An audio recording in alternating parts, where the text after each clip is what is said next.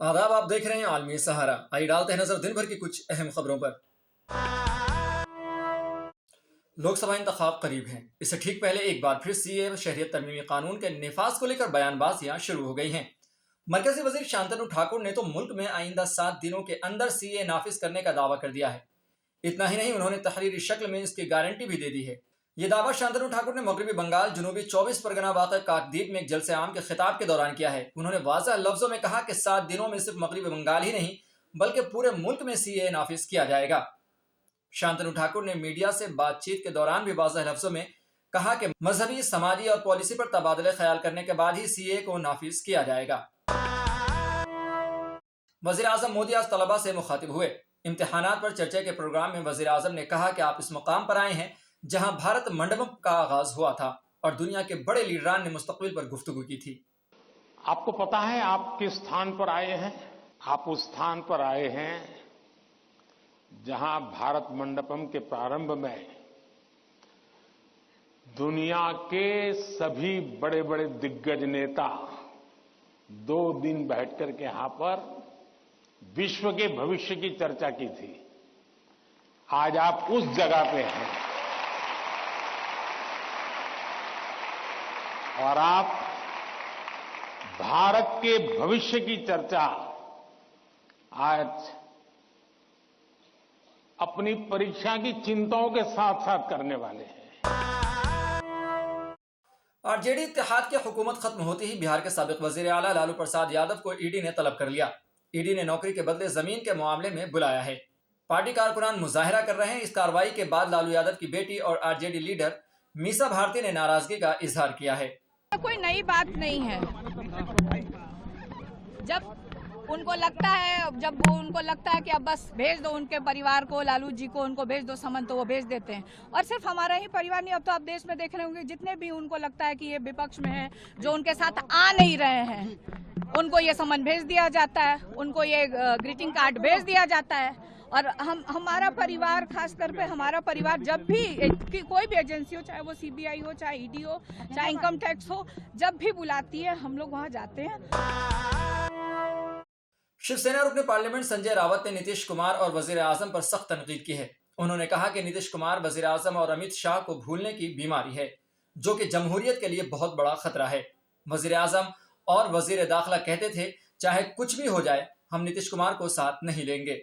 ये बीमारी बहुत खतरनाक होती है, देश के लिए भी, राजनीति के लिए भी और डेमोक्रेसी के लिए भी। ये बीमारी सिर्फ नीतीश बाबू को नहीं हुई है, ये बीमारी अमित शाह जी को भी हुई है, ये बीमारी प्रधानमंत्री जी को हुई है।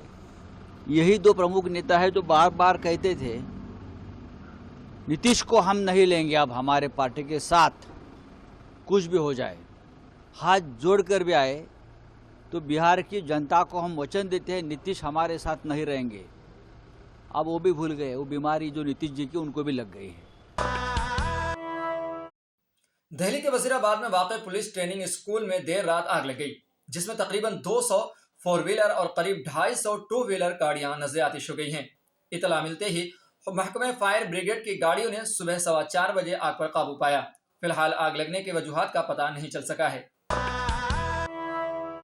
तरक्की याफ्ता ममालिक का चांद पर पहुंचने का सफर जारी है। जापान के खलाई इदारे institute of Spain and astronautical science के सरबराह हितोशी कोन्ना ने ये इत्तला दी और बताया कि जापानी खलाई मिशन ने चांद से पहली तस्वीर भेज दी हैं। चांद पर कामयाब पिन पॉइंट लैंडिंग के बाद जापान चांद पर पहुंचने वाला दुनिया का 5वां मुल्क बन गया है। हज बैतुल्लाह 2024 के लिए आज़मीन हज की तादाद का ऐलान हो गया है। दिल्ली से 3022 आज़मीन हज का इंतखाब किया गया है, जबकि पूरे हिंदुस्तान से 1,39,054 अफराद हज बैतुल्लाह के लिए मुंतखब किए गए हैं। आज़मीन हज का इंतखाब डिजिटल रैंडम सिलेक्शन के जरिए किया गया है। ये तफसीलात दिल्ली स्टेट हज कमेटी के CEO अशफाक अहमद आरफी ने फराहम कराई हैं। चेयरपर्सन कौसर जहां ने तमाम आज़मीन को मुबारकबाद दी है। Stand up comedian Munawar Faruqui ने रियलिटी शो बिग बॉस का सीजन 17 जीत लिया है। मेजबान सलमान खान ने ऐलान किया। मुनव्वर फारूकी ने फाइनल में अंकिता लोखंडे, मनारा चोपड़ा, अरुण मशीटी और अभिषेक कुमार जैसे मजबूत दावेदारों को शिकस्त दी है। अभिषेक कुमार इस शो के रनर करार दिए गए फारूकी को बिग बॉस ट्रॉफी के अलावा 50 लाख रुपए और क्रेटा एसयूवी कार मुतफदन मिली है। फारूकी को बिग बॉस ट्रॉफी के अलावा 50 लाख रुपए और क्रेटा एसयूवी कार तोहफतन मिली है। इसके साथ साथ आपको मिलता है 50 लाख रुपए की price money. I am very happy. लोगों को टनल तक छोड़ के आने में मेरी जितना योगदान मुझे नहीं लगता जितना टनल से सबसे आखिर में बाहर निकालने के लिए मेरे फैंस का था। तो मैं बहुत ज्यादा खुश हूँ और ये जो प्यार मुझे मिल रहा है और जो मैं बाहर आके फील कर पा रहा हूँ, आई एम वेरी थैंकफुल। इस तरह के फैंस नसीब वालों को मिलते और मुनव्वर नसीब वाला है। फ्रांस में किसानों ने नाराजगी का इजहार किया है। फ्रांस में किसानों ने एहतजाज के दौरान बैरून मुल्क से मंगाई गई सब्जियों और फलों के एक ट्रक नजर आतिश कर दिया और ट्रक को उलट भी दिया। खबर के मुताबिक किसान बेहतर उजरत और ज़राअत में इस्लाहात का मुतालबा कर रहे हैं। इसराइल के खिलाफ दुनिया भर में एहतजाजी मुजाहिरों का सिलसिला जारी है और अब इसराइल के दारुल हुकूमत तेल अवीव में भी यहूदी और ईसाइयों ने हुकूमत के खिलाफ एहतजाज करना शुरू कर दिया है। मुजाहिरीन ने नेतन्याहू मुर्दाबाद, नेतन्याहू इस्तीफा दो के नारे भी लगाए गए। पुलिस ने मुतअद्दिद मुजाहिरीन को गिरफ्तार भी कर लिया है।